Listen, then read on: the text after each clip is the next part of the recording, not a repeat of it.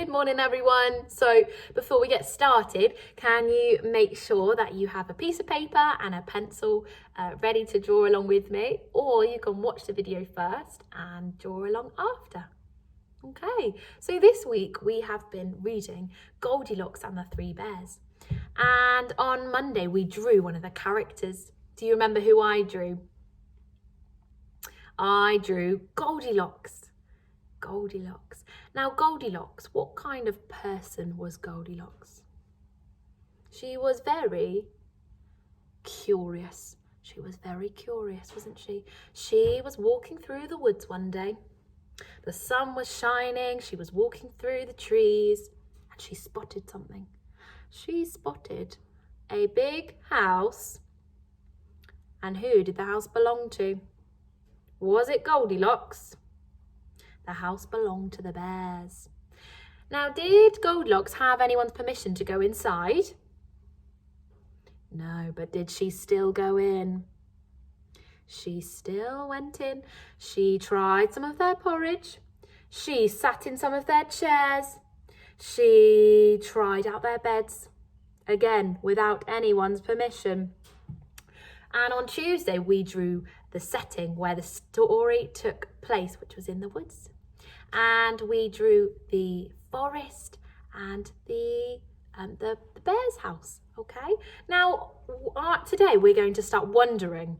And I thought, I was having a little think, and I thought, whoever makes the porridge in the morning, maybe it's Mummy Bear, maybe it's Daddy Bear, maybe it's Baby Bear, but whoever makes it, it probably takes quite a while. Do you know why? They have to make sure it's not too hot, not too cold, not too sweet, not too salty, just right. That probably takes quite a while. So I thought, I wonder if we could invent a porridge making machine, and when it's ready, it goes ding. I think we can do that, certainly. So for I'm going to draw the base of my machine, which is going to be a long rectangle. And you all know what a rectangle looks like now. There we go. How many bears lived in that house in the woods? Do you remember? It was 3. 3 bears lived in that house. So that means I need to draw 3 bowls, 1 for each of the bears. But were they all the same size? Were the bowls the same size? Were they all small? Were they all large bowls? No, we had 1 of each size, 1 small bowl, 1 medium-sized bowl and 1 large bowl. I'm going to draw those. 1 small bowl for Baby Bear, 1 medium-sized bowl for Mummy Bear and 1 large-sized bowl for Daddy Bear. And I'm going to write the sound of each of the words on the bowl, but you might want to write the full word, okay? So for my first bowl, small. What's the first sound you hear? Small. Very good. Whoosh up, slither down the snake. Medium. Listen carefully. Medium. What's the first sound? Very good. Whoosh up, Maisie mountain, mountain. And finally, my large bowl, large. Very good. Ooh, that's the first sound of this word. Whoosh up, down the long leg. Okay. Next, it needs a timer. A timer. Because why might we put a timer on this porridge making machine? Have a think. I've put a timer on because we don't want to overcook the porridge, but we want to make sure it's also cooked. It needs to be just right. So the timer is going to be set for 4 minutes. And when the 4 minutes is finished, it means the porridge has been cooked and it is just right. So I'm going to do a 4 and 2 zeros to show 4 minutes has been set on the timer. Now, if I put the timer on starting at 4 minutes and 1 minute has gone, 1 minute has passed. How many minutes are left on the timer? How many do you think? Let's get our fingers up to help us. 4 minutes on the timer. Take away 1 minute. How many minutes are left?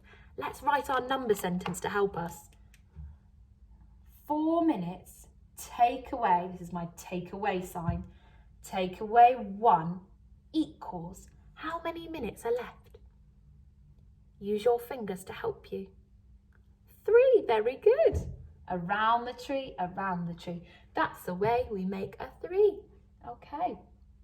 Of course, underneath each bowl is going to be 3 lights. Now at the moment, they are all red. The lights are red at the moment. Now, what colour do you think they might switch to when the porridge is done, when the porridge is ready to go? Think about when you're at a traffic light. What colour means go? Green, yeah. So when the porridge is ready, these lights are going to turn green. Okay, next, of course, every machine needs an on button and an off button. And I'm going to have 2 circles, one for my on, one for my off button. And guess what? We know how to write these words because they're 2 of our tricky words that we've already learnt. So I'm going to write the word on and off. Very good. 2 of our tricky words that we've already learnt. On and off. I wonder, what do you think might happen if one of the bears forgot to press the off button? Oh dear, I don't know if it would end well. I think there would be porridge coming out of the windows, coming out of the door. The house would be overflowing with porridge. They've got to make sure they switch the off button. Okay, next. Now, I don't want the porridge to be too hot or too cold. It needs to be just the right temperature. What do you think I need to make sure it's the right temperature?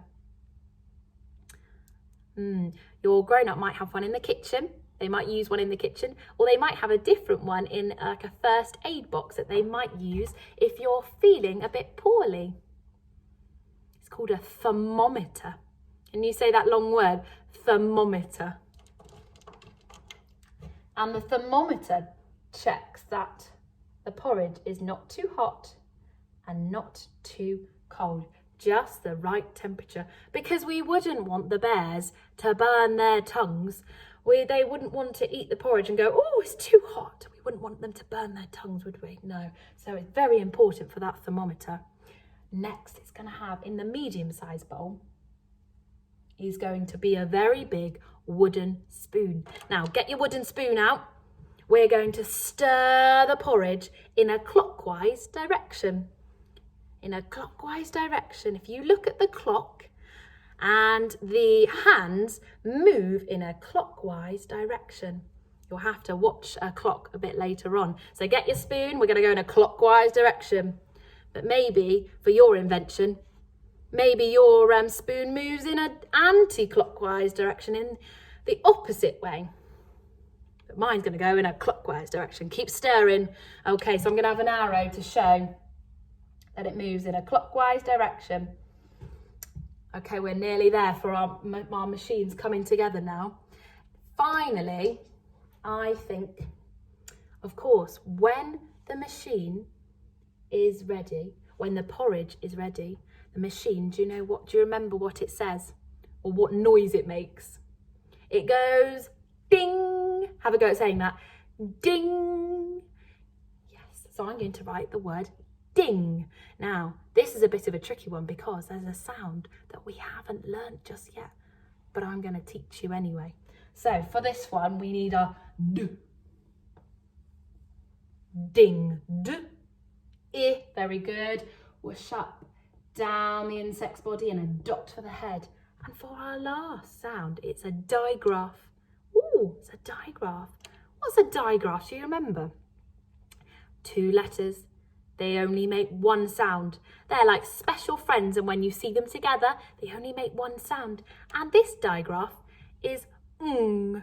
Have a go at saying that, ng. It's a bit of a tricky one. You put your tongue on the top of your mouth and it goes ding, ng, ng. And it looks a little bit like this. It's got a and a g. But when you see these two sounds together, they're, oh, we can't see that there. I'm going to, there we go. When you see these two letters together, they make only one sound, and that sound is ng, ng. Ready? Let's see if we can sound it out. D, I, ng, ding. And that means the porridge is ready for the bears to eat it. Ding! Okay, so that is my porridge machine that I have created. I wonder what kind of features you're going to have on your machine. All right.